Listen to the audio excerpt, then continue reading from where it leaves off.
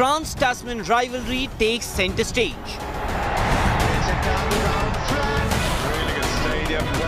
Finch or Williamson, who will lift the crown? New Zealand and Australia to battle for the ultimate glory. Who will become the champion of champions?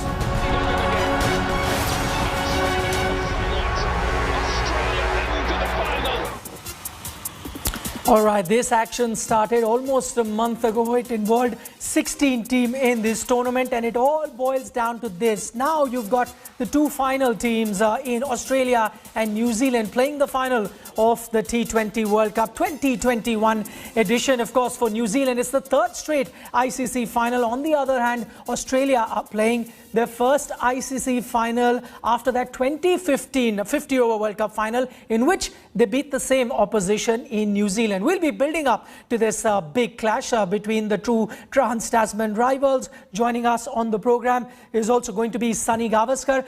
Sunny, before we get into this clash, 14th November is the big day today, but also for you personally, 13th of November, way back in 1983 was a big day, so I want to start with that. You became the highest scorer in Test cricket, going past Geoffrey Boycott's record of 8,114 runs. We as Indian fans all remember that. Did that make it very special, that occasion, especially because you went past your good friend Geoffrey Boycott? Well, I promised him actually 2 years earlier at a dinner. At Delhi when the day he had gone past Sir Garfield's record and become the highest scorer in Test cricket, and there was a reception by the Delhi District Cricket Association for both the teams. And at that dinner reception, when I was asked to speak as the captain, I said to him, "Enjoy Geoffrey for 2 years. I'll be there. Enjoy it for 2 years, Geoffrey." And all I can think of, having done that, was that at least I fulfilled my word given to him. I still tease him about it. I still rib him about it. All right, just as Sunny Gavaskar was true to his words and kept his promise, we are going to keep our promise also of bringing you all the latest updates building up to this final. What are going to be the playing 11, who's going to win the toss, all of that. We'll have the updates a little later. But first, and also before we get you a lot more with Sunny Gavaskar, let's quickly take a look at how the two teams have prepped up for this very crucial encounter. Surely. It's the D-Day in the T20 World Cup. New Zealand or Australia, Kane Williamson or Aaron Finch. Who among the Trans-Tasman rivals will lift the coveted trophy? The world awaits its new champion. Full toss won't be enough. Ranked 4th and 6th in the T20 rankings before the tournament began, the Kiwis and the Aussies have overcome great odds to set up a mouth-watering final. The Kiwis, though, will be without the services of their wicketkeeper batsman Devon Conway, who broke his right hand after punching his bat out of frustration following his dismissal in the game against England. In head-to-head encounters, New Zealand have only won 4 out of 14 T20 international games, while Australia have won 9 of those matches till date. However, the Black Caps possess a far superior record when it comes to the shortest format this year. In comparison, Aaron Finch's men have lost more games than they've won this year. In the final, Australia just too strong. The final clash between the two sides will be a rematch of the 2015 ODI World Cup final, a game that Australia won by 7 wickets. While Australia will be hoping to lift their first ever T20 World Cup, New Zealand know this is their best opportunity to lift their first ever World Cup in limited overs cricket. Fans all over the world will be hoping both sides can produce yet another spectacle that goes right down to the wire. Sports Bureau, India Today.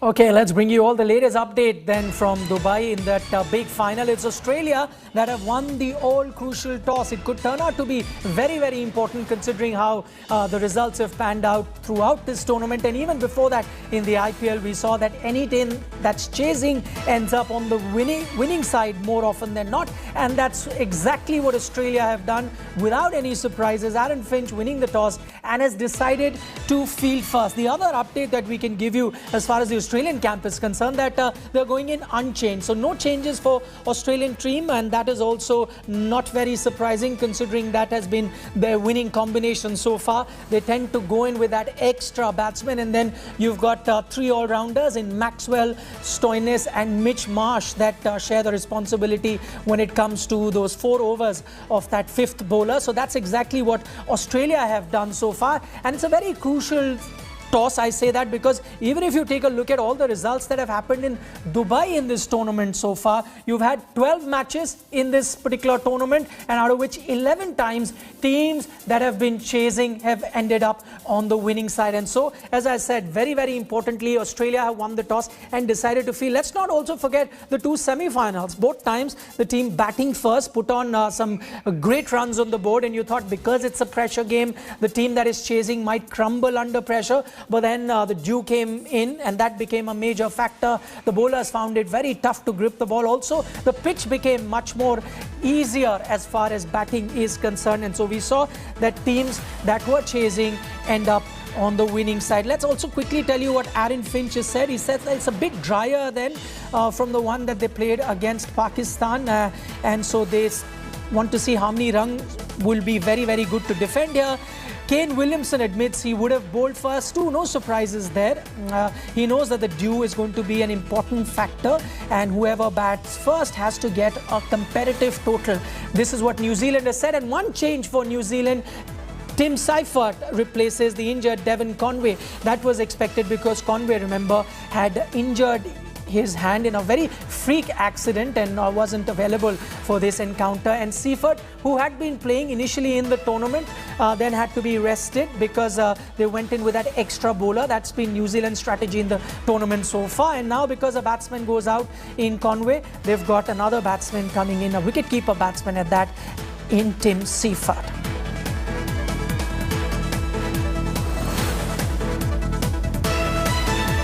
All right, let's get reactions now from Sunny Gavaskar, who joins us on the program. Saima, I'm just looking at the New Zealand team. One change, we all expected that, Tim Seifert coming in for Conway.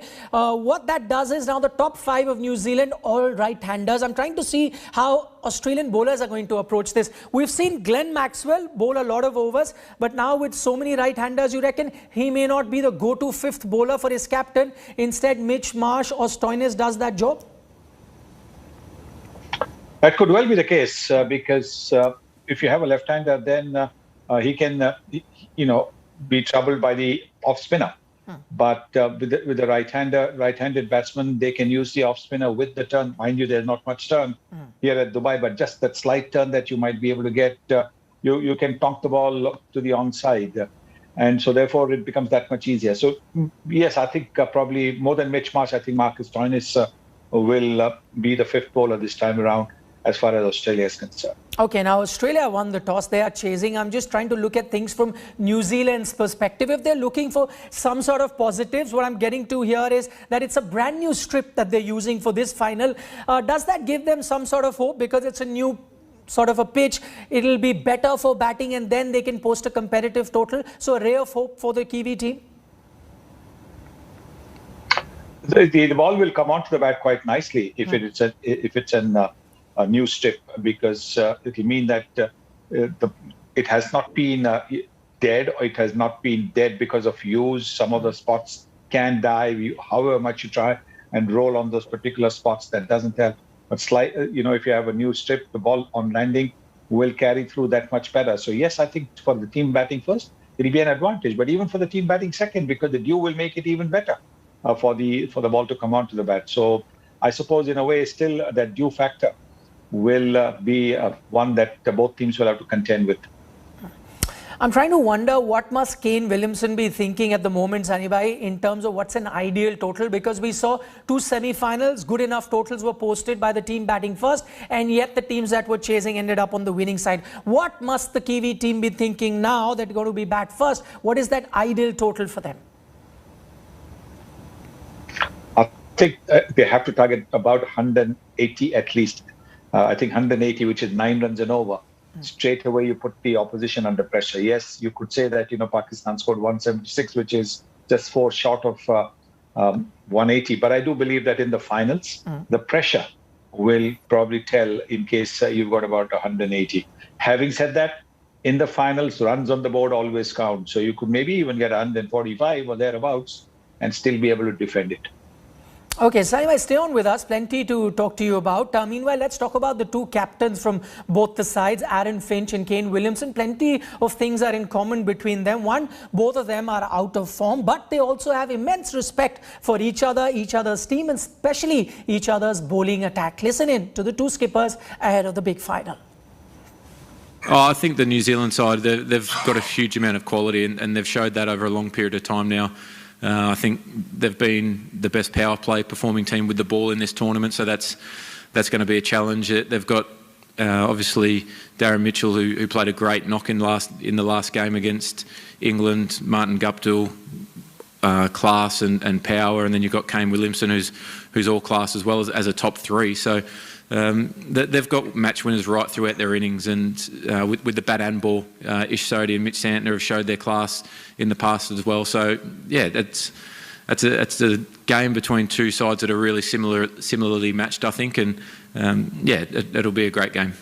Yeah, I mean, Adam Zampa's a world-class bowler, one of the top in the world, and complemented nicely by obviously some of the top seamers in the world. So, you know, as a side, they've got a lot of match winners, and, you know, I think that's, you know, a large part of the strength in their team throughout. They've got world-class cricketers, and, you know, for us, we want to bring our focus to the cricket that we want to play, and make sure that that's the most important thing, and, you know, go out there and enjoy the occasion and take it on in our style. Right, we heard from both the captains talking about that bowling attack of either teams. They could be very, very dangerous. Saima, I want to talk to you about both these skippers, Aaron Finch and Kane Williamson. Let's start with Williamson. I'm just taking a look at his record. In all the 90 20Is that he's played against Australia, averaging only 13. That's the least for him against any team. Would it be fair to say that the Australians have had his number so far? Well, because of the fact that he hasn't scored, and because of, you know, what the world expects of him, because of the kind of quality player that he is, yes, I think you could say that the Aussies have his number in T20s, because good players somehow manage to find, at least in such a long time, that is 9 matches, at least to find one score of 50, 60 or thereabouts, or at least a couple of innings where they might not have scored 50, 60, but played an impact innings of a 35 in just 20 deliveries or something like that.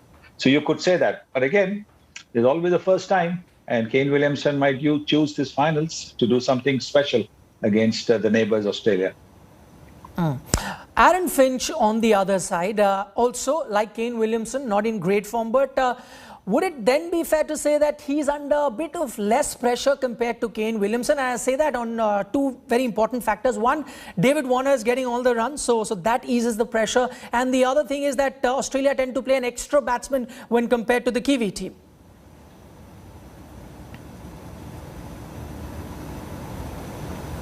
Definitely. But again, you want to contribute as a leader. You want to be contributing right at the top of the order. You want to be able to set a platform for the later batsman to come and bat absolutely freely. So yes, he would want to score runs. But again, he's up against a left-handed Trent Boult. Trent Boult swinging the ball into him. And we've seen that as a weakness in Aaron Finch's batting for quite a while now.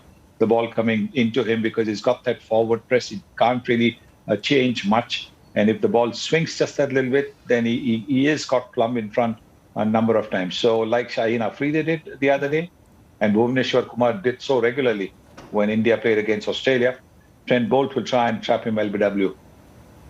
So that's going to be an interesting matchup. Trent Boult, how does he approach when Aaron Finch is batting? One more batsman, the Aussie batsman, again, who's really out of form, is Glenn Maxwell.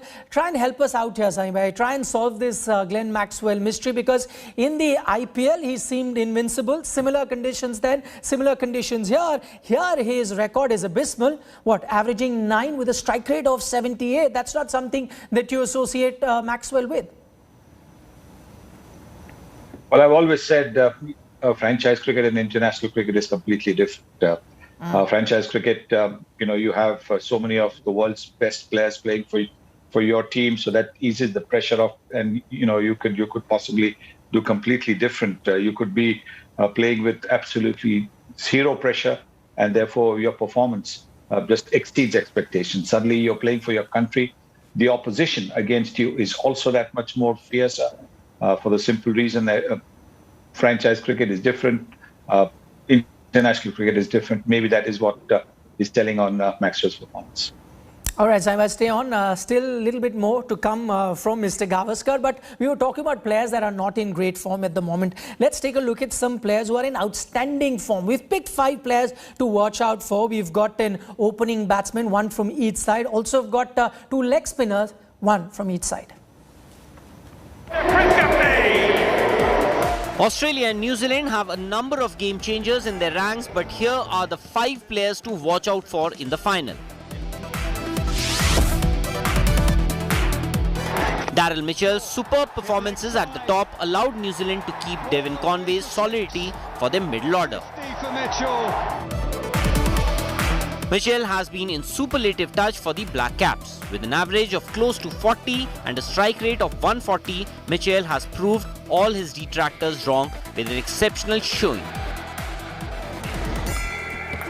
Even though Conway's unavailability will hamper New Zealand's plans, Mitchell's brilliant show in the semis will give the Kiwis a lot of confidence ahead of the grand finale.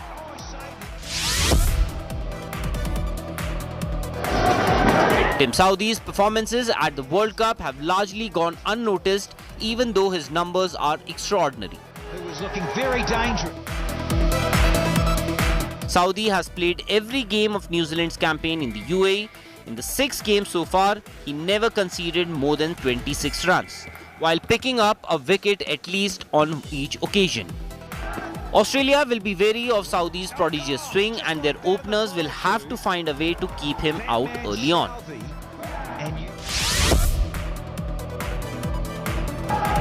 The Aussies will also have to find a way to keep Ish Sodhi at bay. Sodhi has a phenomenal record against the Trans-Tasman rivals. While Sodhi has dismissed Finch and Stoinis 3 times apiece, he has got the better of Warner and Maxwell on 2 occasions each as well. It'll be interesting to see how the men in gold and green tackle Sodhi's leg spin. That man again. It's good, brilliant. While Matthew Wade and Marcus Stoinis took all the plaudits in the semi-final against Pakistan, it was David Warner who set up the run chase with a swashbuckling 49. Warner's form before the World Cup had Australia worried, but the Southpaw has turned his fortunes around, amassing 236 runs at a fantastic strike rate of 148. The Kiwis will be hoping they can keep Warner quiet tonight. Only Sri Lanka's Wanindu Hasaranga has taken more wickets than Adam Zampa at this year's World Cup. The biggest fish that you can catch. Zampa has been terrific for the Aussies in the middle overs. The leg spinner has picked up 12 wickets from 6 games with an economy rate of under 6. In a bowling lineup that has Stark, Cummins and Hazelwood, he has undisputedly been the star of the attack. What a start by Zampa. Sports Bureau, India Today. Slip in the 5th wicket. All right, those were the 5 key players to watch out for. Plenty of match winners in both the sides. Saibhai, would it be fair to now look at this sort of a matchup? And I know that the Kiwi team believes in a lot of matchup. Southee and Bolt, 2 in-form seam bowlers versus the man in form who really sets the tempo for the Australian team, David Warner. This is where the match may lie? It could be, and I think what Tim Southee would probably try and do is do what Bolt will try and do to Finch. That is to get the ball to curve in just that little bit and get and hit to Warner's front pad. Again, Warner doesn't, at the start of the innings, doesn't have a big forward movement, so that could be something that Tim Southee will look to do. Both Southee and Bolt have got the early wickets and have put pressure on the opposition in just about every format that they've played. So again, New Zealand will be hoping that they do that here today. What will be interesting is to see whether Kane Williamson starts with Mitchell Santner. I somehow don't think so, because with the left-handed Warner, he probably won't take a chance with the left-hand spin of Mitchell Santner. Very interesting you talk about Mitchell Santner. Should he bowl in the power play? You reckon he might not bowl in the power play. I'm just looking at a few numbers and this could be a very interesting strategy. Ish Sodhi does not bowl in the power play but has got a great record against the Aussies this year. Picked up 13 wickets in that 5-match series that happened particularly in 2021. Has a great record against both Warner and Finch. Dismisses them quite often. Could he be the punt that Williamson can go with as far as the power play is concerned? Well, you never know, but I don't think it'll be very early in the innings. It could possibly be the 5th over or the 6th over, depending on the kind of start that they themselves have got. If they've got a couple of wickets, maybe he might hold him back after the power play is done. But somehow I think he'll look to not give the Australians the freedom to exploit the two fielders outside the 30-yard circle by bringing the spinners on in those overs. Okay, we've spoken about one leg spinner from New Zealand. How can we ignore the other leg spinner from Australia? He's also had an outstanding T20 World Cup. Talking about Adam Zampa, the highest wicket taker in the Super 12 stage with 12 wickets to his name. He's been, Sunny Bhai, a bit under the radar but has been doing all the damage for Australia, you'd reckon?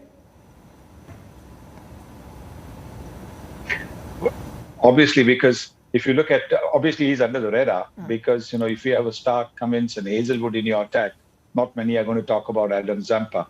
But yes, he's surprised everybody with the way he's bowled, the control he's shown, the variety he's shown. His variety in terms of, you know, the delivery speeds have just been perfect. The odd flighted delivery outside the batsman's reach or around the off stump. He's been absolutely fantastic. And again, he will be the key because he keeps getting wickets in the middle overs, which actually sets the opposition back considerably. You saw that happening with Pakistan as well. And so I think this is what he'll look to do. All right, Sunny Bhai, we'll leave it at that. Thanks so much for talking to us. Of course, we expect to have Sunny Bhai back with us once the game is over. But all the time for talking is done. All the time to look at matchups and stats is done because time now to do the action on the field, both for Australia and New Zealand. As far as Australia is concerned, they're going to look back for some positive vibes at that 2015 final where they beat the same opposition. New Zealand may look back at the 2019 heartbreak that they had and would be looking to make amends here. Let's see which team comes out triumph in this particular encounter. We'll have all the updates for you here on India Today at the end of the match. See you then.